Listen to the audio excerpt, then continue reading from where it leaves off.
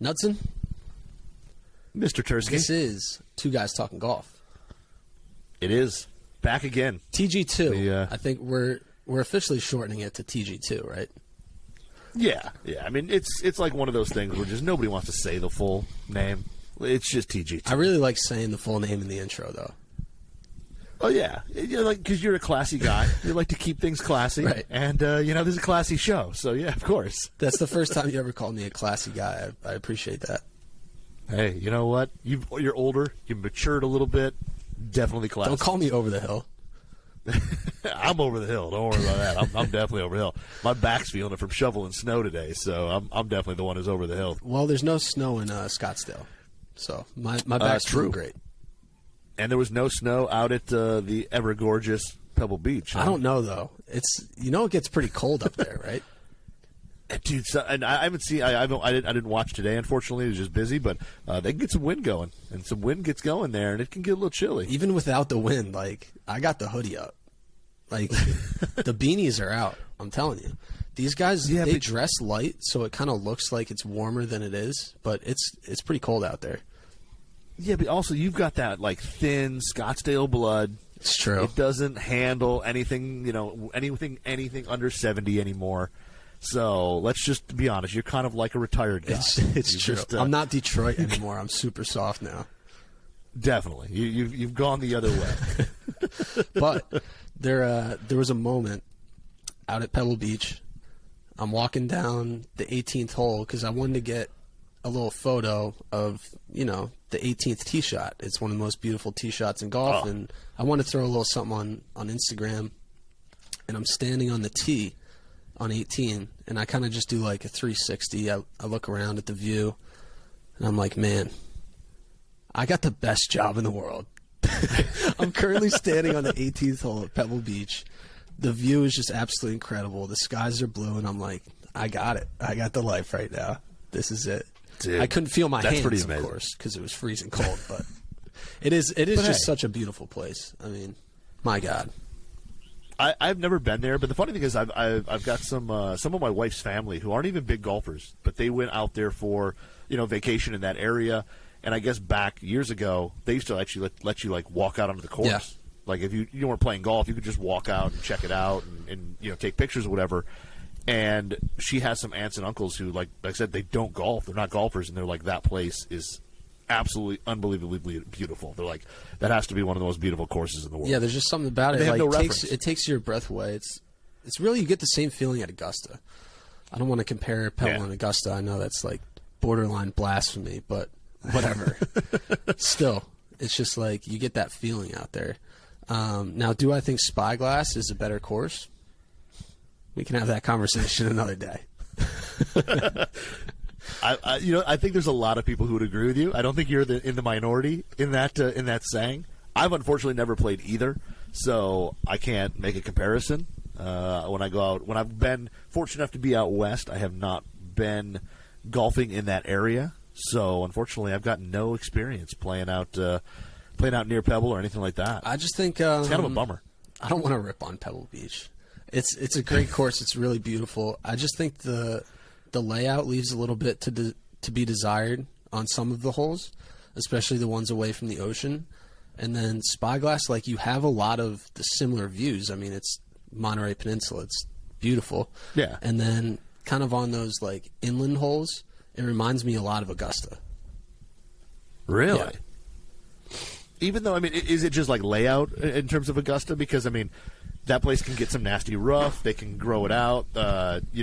There's I mean, I guess there's definitely some elevation just like Augusta has, but in terms of having a ton of rough, having some features that Augusta doesn't have, that's interesting to say. Because I would not have thought that. If you would have said, what do you think you compare it the most to, Augusta would not be probably in the top 5 of anything I would compare it to. Just saying. But I mean, I'm taking your word for it because, like I said, I've never been there. So it's just back in the woods. You got the big trees, the elevation changes, and it's pristine condition. It just reminds me a lot of Augusta, the inland holes, and then you got the ocean holes too. So it's like a combo. It's a nice little hybrid between Pebble and Augusta, in my opinion. Humble opinion. I also played better. I played better when I played Spyglass. So. Well, yeah, I mean that does play into it. What do you think about AT&T Pro Am? I know some people absolutely love it. They love seeing all the celebs out there playing, joking around, whatever. But there's also people who don't. And this year, I mean, the field is okay. Like I wouldn't call it stellar or anything like that. But what are you thinking about the Pro Am? I mean, I think it's a little controversial, much like the Waste Management, where some people absolutely love it, some people absolutely hate it, some people I could do without it. Where do you sit on the AT&T Pro Am? I mean, there's such strong history of celebs going out there having fun, and that's what it's all about. It's all about having fun, giving the fans what they want. It's a beautiful place to do it. Would I want to see something like that every single week? No. Oh. I would be completely tired of it, but there's something cool about it. I mean, the fans are all jacked up. Now, are they seeking autographs and selfies and arguably clout chasing? Maybe, but I mean, people want to go out and see their favorite actors and musicians in a place that they're not at a concert. They can kind of get up close to them. They see them in a realm that's a little bit different than what they're used to, and really, it's just fun. I think people are allowed to have fun. We don't have to take it super serious every single week. Not every week's going to be the Masters. It's 1 week out of the year, just like with Waste Management. I mean, do we want a stadium on every single par 3 where people are getting rowdy and throwing beers on players and stuff like that? No. But there's a place for it 1 week. That's what I think. I'm with you. The only thing that I don't like about it is kind of the coverage. It's to me, I think in that tournament, yes. I mean, you want to show the leaders, you want to show the guys playing well, the guys who are playing for. They're trying to win a real tournament. I mean, let's be honest. At the end of the day, this is a legit PGA Tour event. It's got there's real money involved. But I think there is a part of me that almost wishes that they would show more of the celebrity side. I mean, they do show it, but it seems like I want to see a little more of those good and bad shots. I want to see those guys who, whether it's celebrities or musicians, whatever, they're kind of held up here a little bit, and I want to see the course kind of make them look a little more human. You just want to make the celebs look silly. I know. I mean, I don't mind seeing somebody drop one into the take 2 to get out of a bunker or something like that. Just we all as golfers know that golf is an extremely hard game. It would be interesting to show that this is difficult for people that we consider experts at their crafts, to see them struggle as well. I think they show a decent amount of the celebrities, but from a golfer perspective, we always want to know, how would I perform on the tour setup? And you kind of get a feel for it when they show celebrities, because they're not very good, just like us. There's a couple gamers out there, a couple guys who can get it around, but I like seeing how they withstand on a 210-yard par 3 with the pins tucked. But it's they're competing too, though. It's not just that celebrities are getting in the way on Sunday. I hear that argument, but in the final 3-4 groups, I mean, the celebrities are taking it dead serious. They want to win too. So it's not like they're just completely maybe everybody in the but way. Bill Murray. Well, he's not going to be in the last 3-4 groups. That's very true. No offense, but you're Bill. right. I mean, sorry. But you're right. You can look at those guys who are, whether they're 10 handicaps, whatever the number is that, you might be close to, and say, okay, this guy's getting, either playing really well or, getting beat up by the course. Right. And, kind of show, compare yourself a little bit and be like, oh, man, that would be a tough shot or whatever. But I think it's a cool event. And like you said, I don't mind it once a year, much like I like having the Waste Management once a year. And honestly, I like seeing the U.S. Open. I like seeing once or twice a year a course that absolutely kind of humiliates the pros, and a 1-under or even par could win it. Every once in a while, I like to see that. Not everything has to be minus 24. I mean, birdies are great, but I like to see a little bit of of abuse towards some of those guys. Also, listen, everyone's going to complain on Twitter regardless. People are going to get their jokes off. It could be the perfect tournament. I mean, people complain about the Masters. They complain about the U.S. Open. They complain about the Open. They complain about Pebble. It's people are always going to complain on Twitter. That's what it's there for. So you can't take that feedback too seriously. I think 94% of the viewing public is this is cool. I get to watch my favorite celebrity play it, Pebble, and I also get to see competition.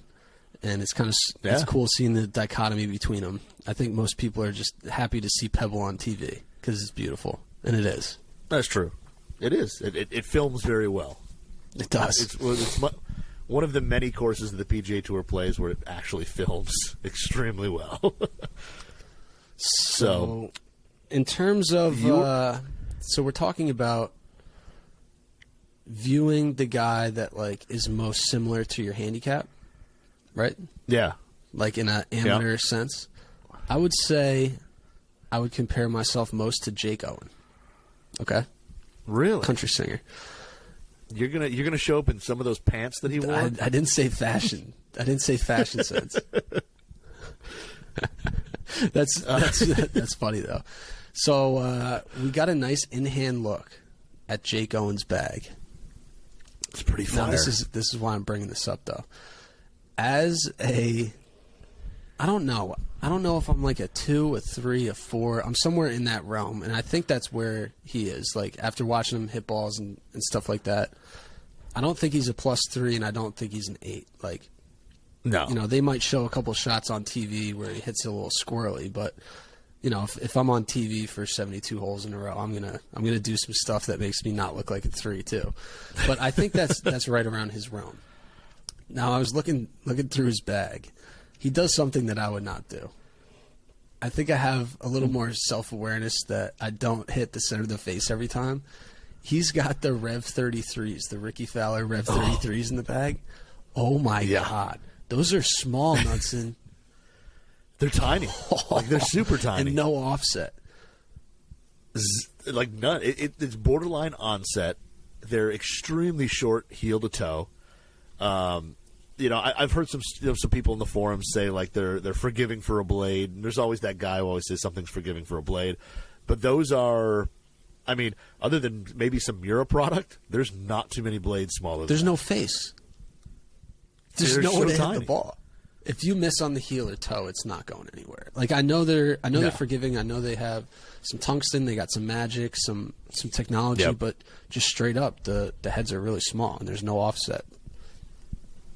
And really, when you look at other Cobra staffers, and I know they don't have the biggest stable, but he's the only one who plays them when he does play them.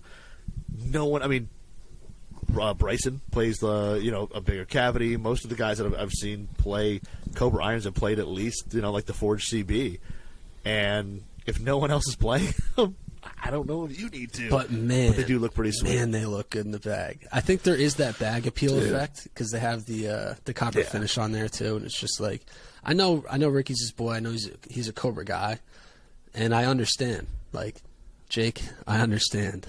I understand you. Man. But maybe we might want to think about a little bit more forgiveness. You know what I'm saying? Yeah.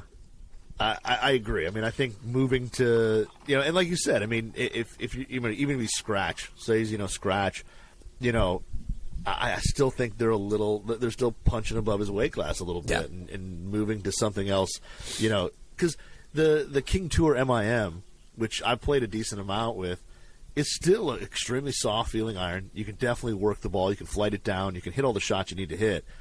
But it's got a little forgiveness to it. It's got a little pocket in there to add a little ball speed. It's just an overall slightly bigger iron head. And if I can maybe chunk my way around with it sometimes, he should have no problem with it. But granted, it isn't as sexy. Let's be honest. Bag appeal, that's a factor. Sometimes you just got to stunt on him. But he also Did you look at his bag? I looked at the photos on it. Yeah, it's and the other thing too about those Ricky Fowlers is like they look brand new.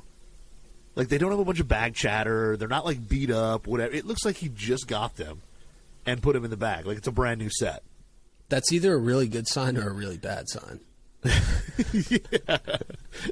I don't think the AT&T Pro Am is the time and place to put some brand new sticks in the bag. There's going to be a bunch of cameras around, and it's an actual competition on a PGA Tour course. Let me throw in some of the least forgiving irons I could possibly get my hands on.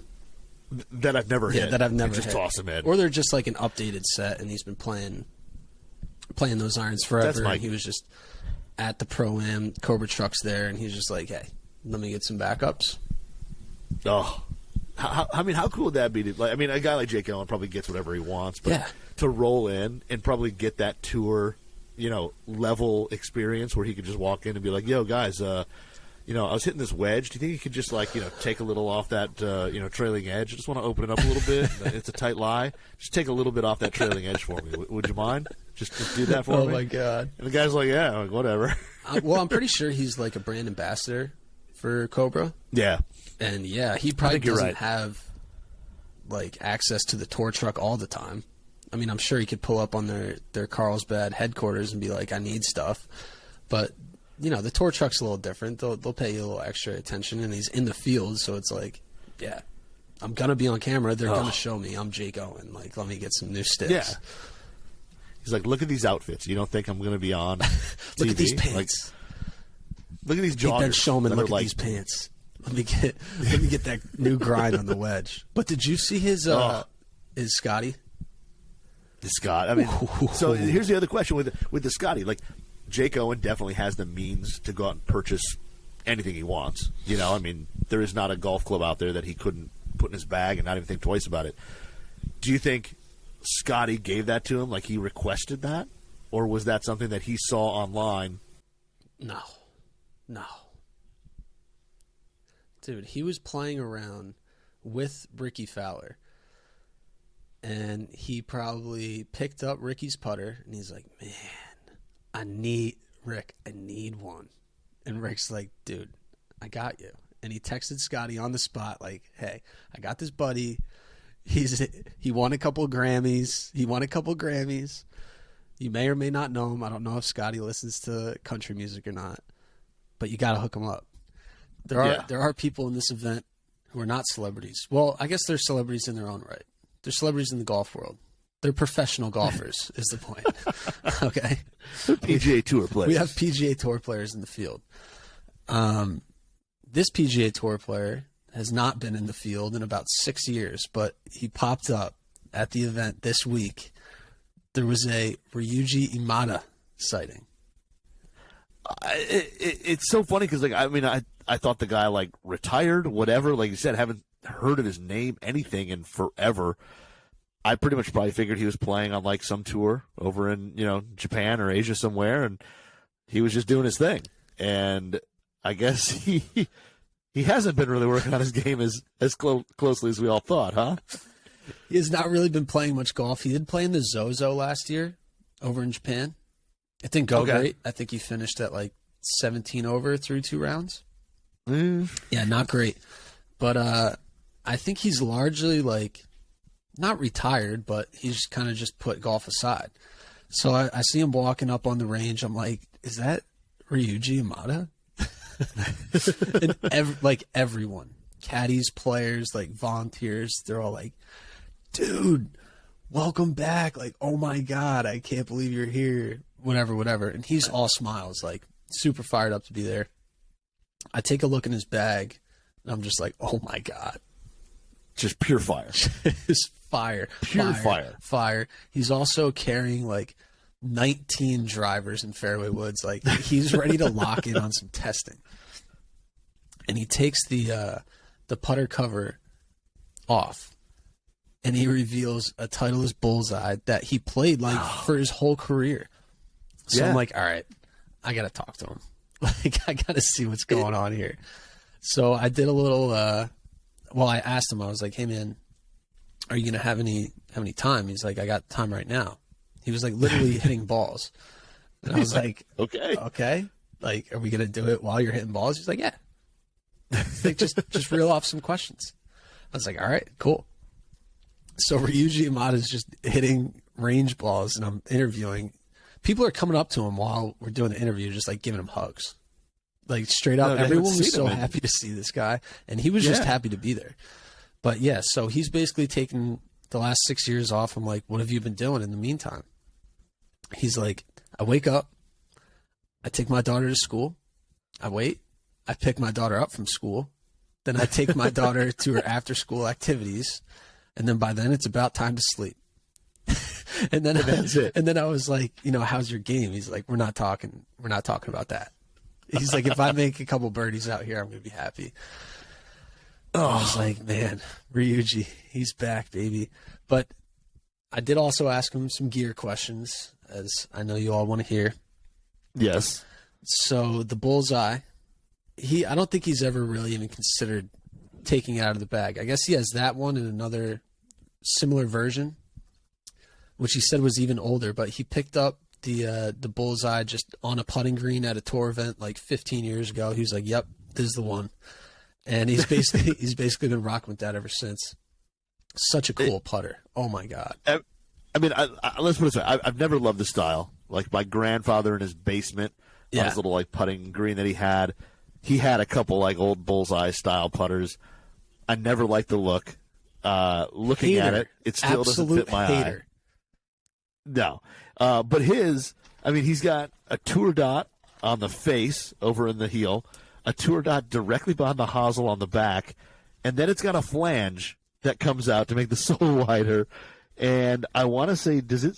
I can't like 100% read it, but does it like what's the weight on it? Is it like 300 and some grams? I think it says 350.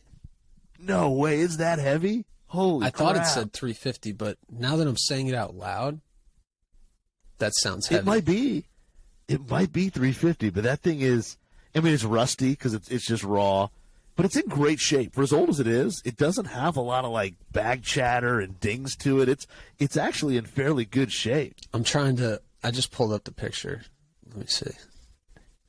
But I mean, the Titleist Circle T bullseye right on the sole. It definitely says 350, but that sounds heavy to me. Because he plays. I was talking to like his club fitter, the guy from Proto Concept. Those are the irons and wedges he's playing. We'll get into those in a second. Yeah. But he likes his swing weights at C7. What? Yeah. And he plays them short. Like insane light. Yeah. And he plays his wedges at like 34.5 inches.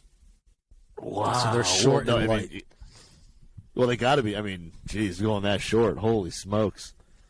That is crazy. That's got to be the lightest on tour by a long shot. I can't believe anybody else is playing anything that. No one's playing lighter. Maybe someone matches, but yeah. So he just loves the putter, and so I asked him about how the Proto C. He's got the blades, the CO1 blades in the bag. Yeah, beautiful. How'd they get in the bag, et cetera, et cetera. He's like, I know they're blades, but they're actually more forgiving than like the cavity backs that I've been playing the last 10 years. He was like, when I was younger, I played blades until I was about 30, and then I switched over to cavity backs when I needed more forgiveness. And he's like, I just love the look of these, but they're actually more forgiving. And kind of just digging into the tech of the irons a little bit. They are forged. They're forged blades, but they actually have this 25-gram titanium rod, like down near the soles, so that helps get the launch up and a little bit more forgiving, which he loves. Yeah. He loves that. So he's really fired up about those irons. And then I was talking to him about the wedge. He's obviously really picky about the wedge grind. And if you see the photos of this thing, you'll see why. Dude, there's so much trailing edge relief. It dives off. Whole back. It dives off on the back. Just no bounce whatsoever. But then there's a lot of bounce forward. I think his guy said 14 degrees up front. So just a really unique grind. Yeah, I mean, it looks kind of like a C grind, but there's so little curvature to it. And like you said, the steepest point, the deepest point of the bounce is pushed so far forward. Yeah. It's just crazy. I mean, this thing, you got to be able to lay it just wide open on like concrete and still get under the ball. Exactly. So, but it's a good looking wedge. I do have to say, like from address, it's actually a really good looking wedge. Yep. I do want to know. I would love to know from him why there's red paint dots all over it, the face. Is that something that's like framing the sweet spot? Maybe. Or is that something to do with like a launch monitor? It's not metallic. Like, it doesn't look like, GC quad dots or anything like that. It's like red, like paint marker smacked on there. But it's a good looking wedge. Like, the leading edge is pretty straight. Where the hosel comes into the leading edge is again very straight. There's not a whole lot of like roundness and curvature to it. I really like the look of the wedge personally. It's Knudsen approved. I liked it too. I guess so. I really liked it. I mean, I'm pretty sensitive to like how the profile looks at address on wedges. I think that's like a huge factor of wedges. I mean, pretty much everyone has super sharp grooves, grind options, but not everyone has that profile I like to look at. And this one is Tursky approved as well. So the return of Ryuji, very, very entertaining return. Welcome back. Yeah, and looking like you said, look at like the last photo in the article that you wrote. There's his bag, which is just like a white bag. I think it says like Proto Concept on the side, but it's really plain, not a ton on it. And there's like 10 drivers just in a pile on the ground next to the bag. I told you. It's just like just a ton. He was like, he was like, listen, I've been out of the golf business for a little bit. I haven't had access. Like, I come here, I went on the tour trucks. I was interested by the Stealth. It was still underneath the cover, and he was still ripping wedges when I was talking to him. And he's like, I literally haven't even seen it yet. So he hadn't even pulled the cover off yet. So he was like locking in, ready to do some testing. Dude, he had the quad ready to go. Yeah, but to say there's a GC quad sitting there, just a ton of drivers just piled up on the ground, bunch of hybrids sitting out there, and he's got a whole lot of Ventus shafts in there. There's Ventus red, Ventus blue. Yeah, he's big got a whole lot of guy. I think he shafts definitely knows like what shaft he likes in the metal woods. Yeah, for sure. But it is cool to see him back. I mean, like I said, especially for a guy who, just kind of stepped away a little bit to be with family. That's kind of a cool thing. And to now come back and be so well loved by everyone around, it's just kind of cool to see. The fans always loved him too. He's just a well-liked guy. He's just like a happy-go-lucky. I'm telling you, he was all smiles. Like he was fired up to be out there, which is cool to see because a lot of those guys, they take it very serious week to week, treat it like a business. But he has like pretty unique perspective right now, having stepped away from the game. And I think just in general, he was always kind of like that. That's just his demeanor, just happy dude. So welcome back, Ryuji. We got a couple other tidbits of gear news before we get into. It did sound like people liked the mid-podcast interviews, so I think we're gonna run one of those back. Got a good one, pretty cool one this week, in my opinion. But before we get to that, do like a kind of brief rundown of. I really only have one other like huge piece of news actually. So we'll run that down real quick. Jordan Spieth. He does not switch out anything pretty much ever. He's very slow to adapt. Slow to adapt. That's a perfect way to put it. He does have the new SM9s in there. He did switch over into the new wedges. Really good. But I was talking to Titleist JJ, their tour rep, driver fitter. He does a lot of stuff for them, but mostly works with metal woods with the players. And Spieth went to TPI, the Titleist Performance Institute, this off season to do, just a bag checkup. Just make sure everything's still there. So they were going through the bag. Obviously a Ventus guy. He's played the Fuji Ventus blue stuff for a couple years now. And they came out with a new TR as we've discussed. We've written some articles about it. So he wanted to try it out. He tries it out in the fairway wood, and he loves the way it loads. And he's also reducing the effect of his mishits, like just more consistent numbers across the board. Threw it in immediately. Changed over to the Ventus Blue TR 7X.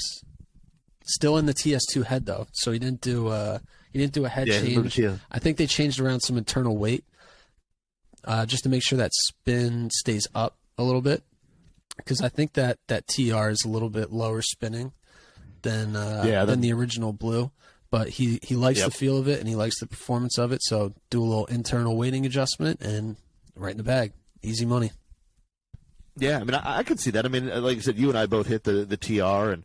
I'm a big fan. Like I said, that stiffened handle section for me with my crap tempo, again, gives me a little bit of control. But I think, a lot of these pros, they're used to kind of playing, slightly kind of stiffer, stouter profiles, even if they maybe don't bring, crazy, club head speed. And Jordan's sneaky long. But I think this is one of those shafts where a lot of bigger hitters who say play Ventus black and driver, I could see where you're going to see a lot of TRs move into 3-woods because you get kind of the same stiffer profile, a little stiffer handle section, but you still get a little higher launch, easy to get up in the air, launch it off the turf. And I think you're going to see some more guys put this thing in a fairway wood, along with driver and stuff. But very interesting that he kept the old head. You would think that if you're going to make a big shaft switch, you might see him move into a TSI head. But very interesting that he kept, the TS2. I couldn't have said it better myself there, bud. I mean, you just nailed that. Yeah, it's pretty interesting though. I mean, like I said, the TR is pretty cool. It's going to be interesting to see what it does. I mean, it kind of slots in between blue and black. So I think players who, were kind of on the fence of, black just didn't launch high enough unless you put it in the right head or whatever. I think you'll find a lot of guys who like TR. I for one am a big fan of it. I've only been able to play it once on the course, but I've enjoyed hitting it so far, and it pairs well so far in the stealth for me. Well, it's about 20 degrees in Detroit right now, so I wouldn't expect you to have it out on the course too much. I wish it was 20 degrees, and it's colder than 20. Today. I'm hoping. The other day it was like 17 or 16, and we got between today and yesterday we probably got about 6 inches of snow. God bless you. I caught a suntan today, Scottsdale. Yeah, little burn on the face, a little red. Might put a little lotion on there. Okay, so let's get into some. I'm excited about this one. I like custom Jordans. You know that. You are. Tursky is a sneaker guy. Ever since I've known him, and as much as he's a sneaker guy, his go-to shoes are inexpensive Vans slip-ons in either all white or all black. It's true. Whether he's golfing, whether he's at a formal event, wearing a suit, whatever, he's probably wearing Vans. But he sneakily has some Jordans and some other shoes kind of in the closet. I keep some in the tuck, but it's you don't have to bring them out all the time. It's I don't need to wear a new pair of Jordans every day. It's nice to have. But yeah, I'm a Vans guy. I do have some new black and white Dunks, the Pandas.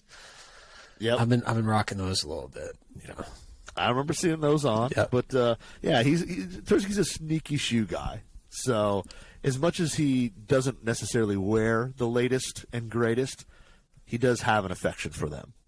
Yeah, opposite. Listen, the sneakerhead market and culture right now, there's a lot going on. There's a lot of custom work. There's a lot of different drops and stuff. It's just I love shoes. It's just genuine. I'm not clout chasing. I'm not throwing them up on Insta and stuff like that. I like having them. Okay, it's a nostalgia thing for me, and I've just always loved shoes.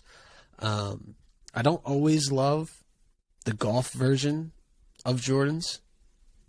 Understandable. Sometimes I think they mess up on the sole too much. They make it a little too thick, or just in general, they don't capture the essence of the shoe in the right way.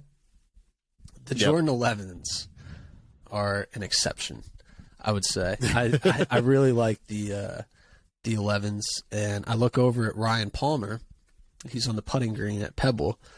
I'm like, those are 11s, but oh my God, there's this elephant print upper on them. And I was like, did I miss something? Did I miss a drop? Did I miss a release? What is going on? Do I not know sneakers as much as I think? But I Google them. I'm like, what is going on with these shoes? I don't get it. So I'm like, all right, I got to ask him. I just gotta go up to him. I got to ask him. So we get to talking about Jordan, about these custom shoes, where he got them from. We start talking a little gear. We start talking a little first tee nerves. Ryan's just super, super cool guy, easy to talk to, knows his gear. I asked him if he would consider himself a gearhead. He said no, he's a tinkerer, so aka gearhead. But I talked to him for about 5 minutes about all the cool stuff he's got going on in the bag and on the feet, and I think we're gonna play it right now. Yeah, and Ryan Palmer's not a guy. I think if you said who's a sneakerhead on tour, he's not the first name that would pop up in my head. Well, he tells the story about kind of getting into sneakers, and I think HV3 was the guy that got him dialed in, but Yep. we'll let him explain it. Cool little interview. Yeah, we'll let Ryan talk about it. I noticed you were wearing some wild Jordans yesterday. I mean, you got some cool ones on today, but the ones yesterday, they had like the elephant print on them and stuff. Like, where'd you get those at? I followed Nomad Customs Nomadic Customs on on Instagram, and he had a pair he made for somebody, a blue pair. And I thought those were really cool, so I sent him a note, DM'd him, and got his number, and then said I liked them, and I sent him 2 white pair, and had him do a black and blue, black and navy, just like them. So it's a complete custom job. Yes, so I buy the white ones, the 11s, and then I send them to him, and then he does all the elephant paint work for him. And Okay. yeah, so it turned out pretty good. Does he charge? Yeah, it's a nice price, but it's good. And the work he does is unbelievable, and it makes for a good conversation piece because I get a lot of good comments on him. Yeah. Are you like a sneakerhead? No, not really. No, I'm really not. I just happened. I went through plantar fasciitis for 2 years. Okay, yeah. And I went through every shoe company, and then Harold Varner brought me a pair of the 11s to Shark Shootout, and I tried them one day and thought these are unbelievable. Just the cushion, the comfort, and I hadn't worn anything since. So HV3 was like the original plug for you, Well, and now for the 11s, he got you being a Jordan guy. Now I can't find the 11s anywhere else. I've tried them all. The 11s are good for my feet. I got small bone spurs. So now I need more. I just have to go sneak them out and buy them. Do you like rock Jordans when you're off the course? Or is Yeah, this I've got a couple pair of ones that I wear. They're comfortable. They're actually really comfortable in a couple of different styles. My son's getting into a little bit more. Getting him a few pair, and then my wife as well. So he thinks like you're the coolest dad ever right now because you got he gets a few pair down then. So yeah, which is always a good thing to have. Yeah. I just had a quick question about the irons too. I mean, lead tape's nothing new on irons. Pros do it all the time, but I noticed yours are the lead tape's like particularly low on the club or high. I think it's where they put them because of the way it has designed. But typically, if you move the lead tape around, you put them lower. It puts the weight, the center of gravity, kind of lower in the club head, which helps the ball get up a little higher. Okay. And it just happens to be where they put it on this head. So, but I've always had them towards the bottom of the club. Just I can't see it for one, and it's supposed to help the ball perform as far as getting launch a little higher. Okay. So that's something they do for you. You don't like apply it yourself. It depends. I mean, if I get a new set of irons, and I feel a little lighter, I'll do it myself. But and most times the guys in the truck do it if I need to, because heads are so different weight wise. Mm-hmm. So if I get to a new set of irons, I just need to be weighted a little more. They're quick to do it, and they do a nice, clean job with it. Okay. Are you a free agent right now, like equipment wise? Yeah, I have been for quite a few years now. I'm under ball. I play the toss ball, so it becomes a ball and glove. But other than that, I play whatever I want equipment wise, and it keeps me able to try new things. And then I've got a lot of great corporate partnerships, which makes it even nicer. So, yeah, I enjoy the freedom of playing what I want. Yeah, I was just curious about that because, as of 6 years ago, maybe everyone had brand deals. It's like, what were you doing if you didn't? And now it's everyone's kind of more going the free agent route. It's changed a lot over the years, just with more clubs, more companies have brought on the ball. TaylorMade, you got to play the ball. Strix on the ball. Callaway the ball, and you got to sign more club deals. And I used to play toss irons forever, and now I'm in Strix on irons, Vokey wedges. I've played TaylorMade woods since 2005 or 6. So I was under TaylorMade staff for a little while, but other than that, I still play the TaylorMade woods. But I just keep myself open to try new things I need to, and I play what works for me. Do you like that red face? It's awesome. Yeah. You got the new stealth in there? Oh yeah, it's real. Okay, cool. Would you consider yourself a gearhead? I like to test things. I wouldn't call myself a gearhead, but I love grabbing new things and testing it. I don't hoard clubs like a lot of people do, but if I don't like it, I give it right back to them, and I just tell them it's not as good, and because I'm not one to take a bunch of clubs home. So right. But I guess you could call me a tinkerer at home a lot, just testing new things. But I'm always back to the gamers that keep me going. Yeah. Last question. First tee tips for when someone's like real nervous, especially like here, you got people coming out for celebrities and stuff like that. Maybe there's a little bit different energy going on, but for the amateur, What's your first tee tip? I always call it it's the hardest shot of the day. Is the first one.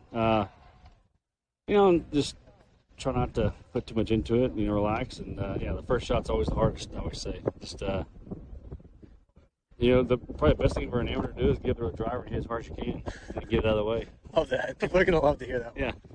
All right, thank cool. you. You get it. I appreciate it. Have fun out here. All right, so that was Ryan Palmer right there. Pretty. I thought that was a pretty cool little interview. But can someone send Ryan Palmer some dang 11s? Like, he loves the 11s. He can't even find them. Yeah, I mean, Daniel Berger's getting irons from people on social media. Can somebody figure out his size and get him a few pairs? Pat Perez, I mean, somebody. My thought HV3? Is that when people hear this, I also wrote an article. I don't know if it's up yet on golfwrx.com, but keep on the lookout. golfwrx.com. There's our first plug of the podcast. My thought is that when people hear that he's searching for them, he's gonna have like 75 pairs show up on his doorstep. People are going to be diving in his DMs like, please let me give you my 11s. Please. No. People are going to be like, let me sell you these 11s for $1,000 a pair. Or that. But yeah, huge shout out Nomad Customs. I was going through. Yeah, those guys have been around a while. Yeah, they have been out a while, but they do a great job. They've done some cool stuff. I mean, I think they do stuff for like the NFL when they do like the cleats for a cause and some of the NBA stuff. And, yep. We've seen it around the Masters and things like that. They've done a ton of stuff, and yeah, all their stuff is usually really, really cool. But it's pretty funny that like he basically went to Jordans not for the style at all, like not for the style, the look, whatever. He just tried them on and was like, these are just super comfortable. Yeah, he had plantar fasciitis, and he just wanted something comfortable. Like that's why he's rocking Jordans. I love that. I mean, that's awesome. Just to say, like this, the status of him, whatever, doesn't mean anything. I almost had a heart attack when I saw him, and he's just wearing them for the comfort. But they're pretty sweet. I mean, they're pretty sweet looking, and I mean, I do have to say, like, there's something different than what anybody else is wearing when they're wearing 11s, and that's pretty cool. And then also to see, like, him talking about being a free agent, having a bag that's a little bit of everything. I mean, like you said, Strix on irons. He's got TaylorMade woods, new SM9s. I mean, he's playing kind of a little bit of everything. And I think guys, we're seeing more and more free agent stuff. And I think especially guys like him who can maybe go out and get some other supplemental sponsors that'll be on the bag or on their shirt or whatever. Are that's pretty cool to see that that guy can go out and play what he wants, and then he figures probably, hey, if I play what I want, I play better, I win more money, and the end of the year. Maybe he makes more money than signing a deal with, a big OEM and playing all, 13 clubs or 14 clubs. Exactly. I mean, say a brand deal is for $300,000, right? Yeah. But you're uncomfortable with the equipment. You can't get the wedge right. The irons you're not really in love with. You're not hitting the driver as well as you used to. It's like you can make up that $300,000 in one good week playing the clubs that you want. So it's like you can see why people are more going the free agent route. There's still money for sponsorships on bags and hats, and like he said, he's got corporate relationships. Like they probably pay a good amount of money. The bag's worth a lot. Probably making some money on the glove, hat, and ball. It's like then you can play exactly what you want in the bag. It always just when I hear pros say stuff like that. It just makes me laugh when I look in an amateur's bag and they literally have all the same equipment from one particular OEM from top to bottom. It's like really the best way to go about it is hit everything from everyone and pick and choose. Yeah. It's like that's what all these guys would do if they didn't have brand deals for the most part. For sure. And like you said, it's he's got some new stuff, he's got some old stuff. He just he plays around with what works, and he sounds like that guy who he's not going to change. He's not going to change something new just because it's new. It's got to be better than what he had. Got to be better. And if it's something where somebody hands him a driver and says, hey, here's the brand new whatever, and he tries it and it doesn't work out, like he says, just gives it back. Like it's not better. So he's only going to change if he sees improvement, and that's kind of cool. I love that. Yep. I mean, I don't agree with it personally because I don't play that game. You're a different species altogether. Yeah, it's all new, no matter what, better or worse, it doesn't matter. But no, it's pretty cool to hear from Ryan Palmer because, like I said, I would have never thought he was a sneaker guy. But it's kind of cool. He closet is. He's not admitting it, but he totally has more shoes than he's leading on. Yeah, I have a feeling if I went in his closet, he has like 50 pairs of Jordans right now, especially since like he has feet problems. And he finds the Jordans super comfortable. It's like he's probably buying them all up. He's probably getting addicted to the sneaker life. Because he even said, he's like, I get compliments all the time. It's a good conversation piece. It's like, yeah. He's on eBay right now chasing down some rare Jordans. But and his son's into it. And even he said he has a couple pairs for his wife. So if the whole family's in it, he's in it. Come on. He's going to be signed to Jordan Brand here in the next like years, my guess. But that'd be pretty awesome. So wrapping up from Pebble. Any other questions about what went on out there before we get into our caddy corner this week? And I love that we're going to keep it going. I hope that people like it because I like doing it. I love getting to know the caddies, like we said last week, kind of shining a light on the underappreciated out there on tour. But for sure. Oh, should we talk? About Bryson just real quick? Just real quick before we get into the caddy corner. We don't have to spend a lot of time on it, but. Yeah, I mean, if you haven't heard, Bryson was there's been some social media accounts, some bigger ones that have announced that there was talks with the Saudi Golf League, the Saudi Arabia Golf League, and Bryson for Bryson to be paid a huge amount of money. It sounds anywhere from like $100 million plus to be the face of their league. And there's been a lot of controversy about that league and, who's playing in it and things they may give up and all that. And, Bryson has been the name to be thrown in there to say that he was offered that money. There's also, I saw on social media, one account, I can't remember the account's name, but they retweeted or reposted on Instagram the headline from like Golf Monthly. And I saw one of the comments was Bryson DeChambeau, and he said, no, that is not true. Yeah, I think he just said wrong. So, yeah, or something like that. But he actually commented on to say, like, that is not what happened. It's probably way more. Probably way more than the 135 mil reported. That's why he's like, nope, wrong. No, it was like 200. But yeah, I mean, I'm going to keep my opinions out of this one. There's your news on Bryson this week, and let's get into that caddy corner. That was two guys talking golf. Well, I'll say this, and to keep the politics, because I'm with you. Like the politics part of it, I'm not a political guy. There's so much. There's so much going on. I love golf. But it's one of those things where, where now there's ultimatums. Where if you decide to go there, there's been I think there was something with Ian Poulter possibly not being to be on the Ryder Cup, and some other things. There's a lot of ultimatums now. I think it depends on the player. I think some players, that money is very enticing. It can change their life, and they may not be able to make that kind of money on the PGA Tour or something like that. So that may be different. Where a guy like Mickelson, who kind of said it best of I'm loyal to where I'm from. Like I had a great, but he's one of those guys. He's made so much money in his life. He's had so much success. There's only so many of him out there. And, I understand where some guys are going to say no. And for other guys, it could be very intriguing to go. So, it'll be interesting to see what happens with it. And again, it's super touchy to talk about. It's kind of crazy. I don't think we're going to get an answer for a while. It's not going to be like over the next month we're going to get guys committing. I think it's kind of just a wait and see. And obviously we're going to be all over the news when it happens. But for now we wait and see. And that's about all I'm going to say. All I'm going to say on that. It's a lot of money. So much. It's a lot of money. So it depends. It really just depends. Why do you play golf? Are you in it to win majors and you're worried about your legacy, or are you literally just worried about dollar signs? And it's not like they can't make money otherwise, but you see it. No. You see a lump sum like that, and you're like, that is a big number. That is a big number.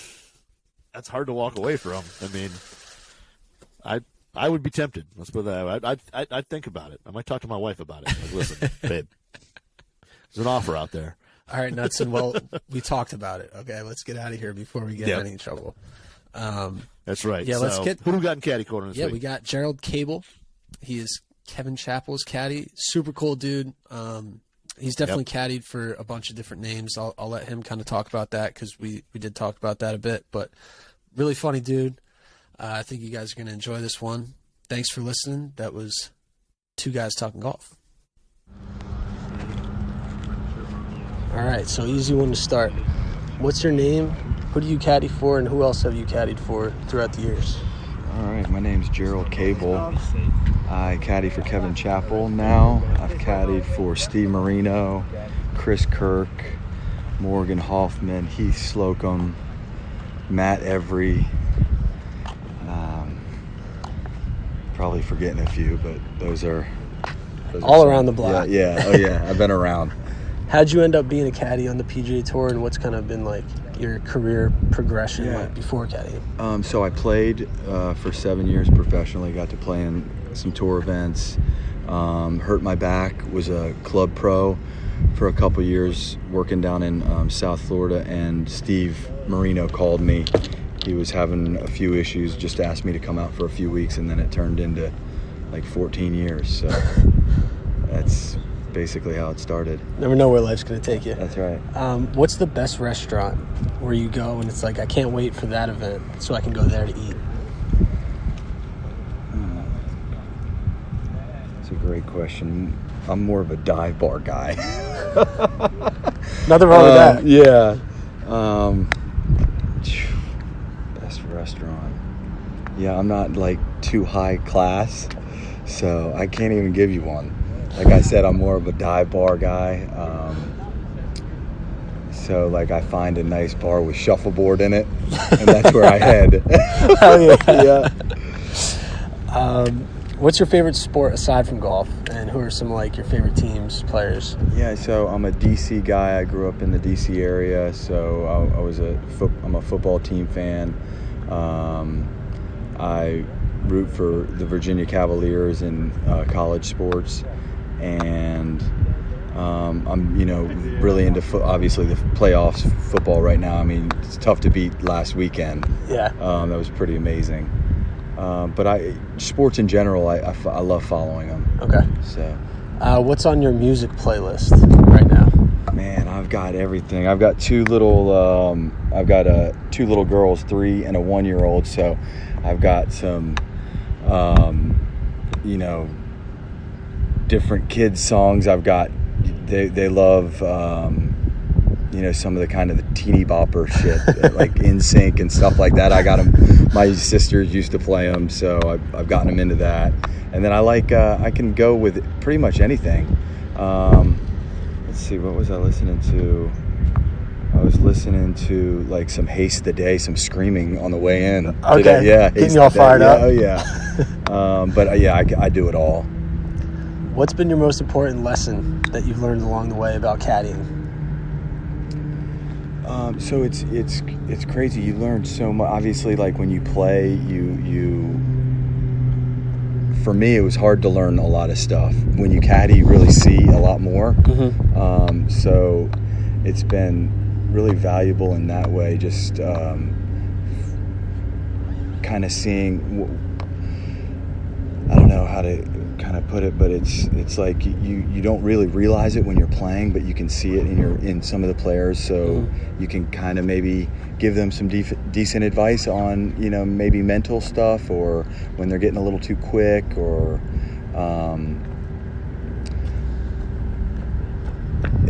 just it's easy. It's kind of easy to see things like in the future when you're caddying. Mm-hmm. As opposed to when you're playing, you're kind of stuck in the moment, but you can kind of see things kind of snowballing, if you will. Right. So that's been kind of cool to see. Okay. Aside from actually carrying the bag, like the physical part of carrying the bag, what's the most difficult part of your job?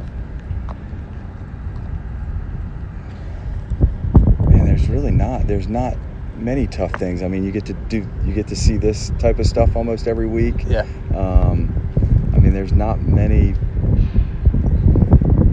bad things, to be honest. Life's good. It is. It really is. I can't really give you one. It's all good. Hey, don't force it. Yeah, right? Exactly. Caddies are known for having the best stories. Without incriminating yourself too much, what's the funniest story you have about like caddy life, whether it's inside, outside? I've done a lot of things for some money. I'm not scared. One quick one, British Open trip. I it's pretty nasty, but I started it off with there was like a thing of dip, and somebody said, will you drink that for $1,000? And I chugged it with the chew in it. So I made a quick grand on the way to the British Open, and then there was some stuff to follow that I'll leave out. But that was paid for my rent for the week. Yeah, that's real. That's real. So, What's the biggest, like, uh-oh, I messed up moment of your career with a player? oh, man. There's been a few. I've left a yardage book in a car one time. I had to run. Dad didn't realize that. Had to run back to the car when we were like on the tee. That was pretty bad, but I made it.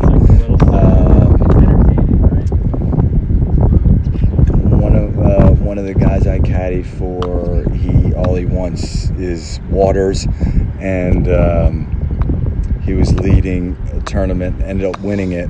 But I mean, he was chugging water so fast, and I couldn't keep enough. They were like the little shot waters. Yeah, right. And I was like, I mean, I had 5 in the bag. I'm not kidding. And all 5 were gone. And I'm asking people in the crowd to like give me some water, and they did. So that was pretty cool. But that was a pretty bad one. But I was like, man, there's nothing I can do. I was really prepared. Right. And it was like, you just Any more waters than that, the bag is too heavy. Yeah. Like, man, you're killing me. So. If your player's a little bit nervous going into like a first tee shot, a last tee shot, what's something you might say to help calm them down? Oh man, you got to just kind of try to make fun of them, or something, something to get them off that that topic or whatever they're feeling. Yeah. Lighten the mood up a little bit. Yeah, exactly. What's your favorite tour stop to caddy at? Whether it's like the course itself, the location, or like perks that you get? Man, there's a lot of them. Hilton Head's great. It's always nice to come out west here.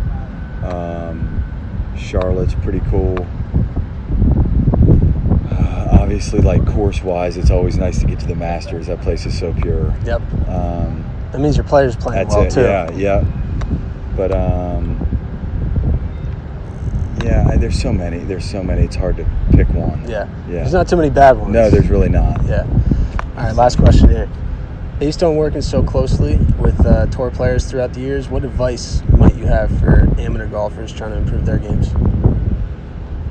Well, I think, ideally it's like the time you put in. I mean, I feel like, or at least a lot of the amateurs I've been around, they think it should just happen overnight, and it's it's just not. That's not the way it is. Yeah. So if you just have to be a little gentle on yourself. I mean, people expect a lot. I get it, but it's like that's just unrealistic. So at the end of the day, if you put in the time, you're going to get better. Okay. In my opinion. Can't just read one magazine article and then it happens. No. Yeah. And like people think they can, but it's just not that way. I mean, you see how it is. These guys work their butts off. Yeah. And it's and they still, they're not the best all the time. Yeah. So those guys miss cuts. Yeah. So it's like you gotta give yourself a break. Yeah. But that's all. I mean, if you put in the time, you'll get better. Cool. There's no secrets. There you go. Put in the work. That's it. Grind Put in it the out. work. Hey, see you, man. Thank Enjoyed you. it. Yeah, really you got appreciate it. it. Play well this week.